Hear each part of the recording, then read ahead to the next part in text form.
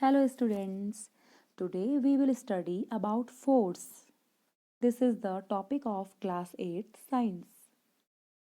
Force a push or a pull. A push or a pull on an object is called a force. किसी भी object में को push और पुल करने से उसके स्टेट में चेंजेस आती हैं वो फोर्स हैं।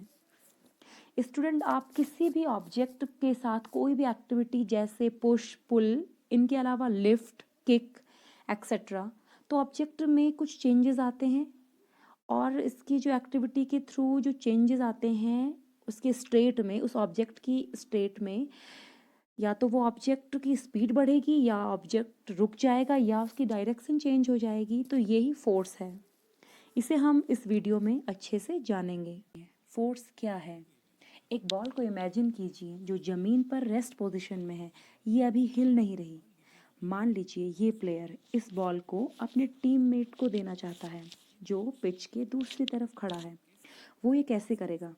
उसे इस बॉल को टीममेट की ओर देने के लिए आगे बढ़ाना है, तो वो टीममेट की दिशा में किक करेगा। जब उसने बॉल को किक किया तो हम कहेंगे उसने फुटबॉल पर फोर्स लगाई। हाँ, किक और कुछ नहीं, बॉल पर फोर्स अप्लाई करना हुआ। अब मान लीजिए हमारे पास पॉइंट ए पर एक डेस्क है, एक आदमी इस डेस्क को पॉइंट ए से बी पर ले जाना चाहता है। फिर वो इसे कैसे करेगा? यहाँ वो इस डेस्क पे पुश करेगा और इसे बी तक लेके जाएगा, धक्का देगा। इस केस में हम कह सकते हैं आदमी ने डेस्क पे एक फोर्स अप्लाई की है उसे शिफ्ट करने के लिए। यहाँ पर पुश करना एक फोर्स है जो उसने डेस्क पे लगाई है। इसी तरह जब आप डेस्क से एक सामान उठाते हैं तो हम कहते हैं हमने सामान पे फोर्स अप्लाई किया है। यहाँ पर जो फोर्स हमने अप्लाई किया है वो है लिफ्टिंग। तो फोर्सेस और कुछ नहीं है, एक्शंस हैं जो एक ऑब्जेक्ट पर किया जाता है, जैसे किक करना, पुश करना और लिफ्ट करना एक्सेट्रा। ऐसे कई से फोर्सेस हैं जो हम अपनी डेली लाइफ में यूज़ करते हैं। Forces are due to an interaction. At least two objects must interact for a force to come into play. Means to say, student, force interaction की वजह से होता है। इमेज में एक रेड कलर की कार जो अभी रुकी हुई है और स्टार्ट नहीं हो रही, तो जो कार ड्राइवर है उसके बगल में एक पर्सन है, तो कार ड्राइवर उस पर्सन से कहते हैं कि आप इस कार को पुश करो। जैसे ही वो पर्सन उस कार को पुश करते हैं तो पर्सन के दोनों हैंड और कार के बीच में एक इंटरेक्शन होता है जिससे फोर्स जनरेट होता है और फोर्स से कार स्टार्ट हो जाती है। तो यहाँ पर इंटरेक्शन से फोर्स डेवलप हुआ है।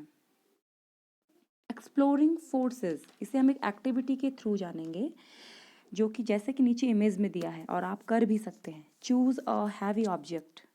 ठीक है, हमने एक हैवी सा ऑब्जेक्ट चूज़ करना है और यहाँ पर देखिए इमेज 1 में दो पर्सन एक सेम डायरेक्शन में फोर्स लगा रहे हैं और जब दोनों फोर्स लगाएंगे तो सपोज़ फर्स्ट पर्सन ने 40 न्यूटन का फोर्स लगाया और दूसरे ने भी 40 न्यूटन का फोर्स लगाया, तो 40 एंड 40 80 न्यूटन का फोर्स एक ही डायरेक्शन में जब लगेगा तो हैवी ऑब्जेक्ट इजीली अपने पोजीशन से इस पोजीशन से दूसरी पोजीशन में इजीली मूव हो जाएगा।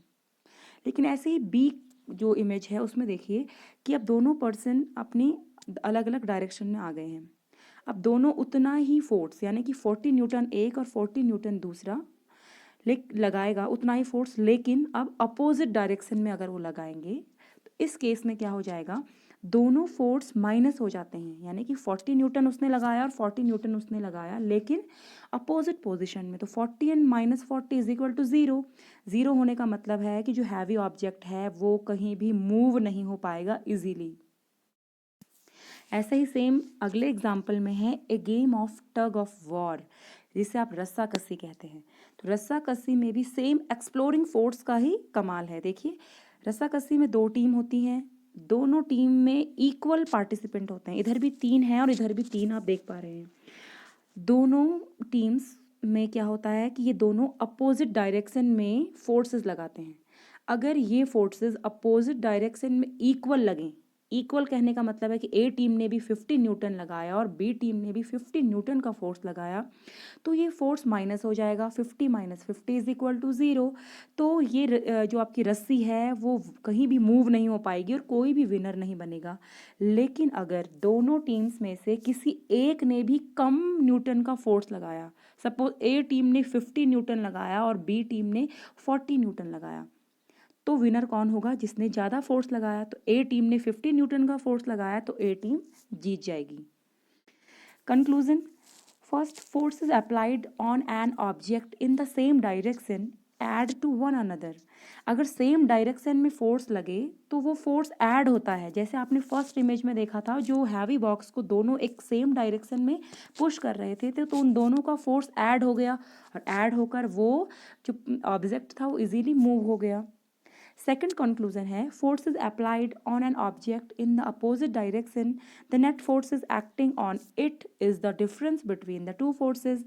अगर किसी ऑब्जेक्ट में अपोजिट डायरेक्शन में फोर्स लगे तो वो नेट फोर्स उन दोनों फोर्सेस का डिफरेंस हो जाएगा, यानी कि वो माइनस हो जाएगा।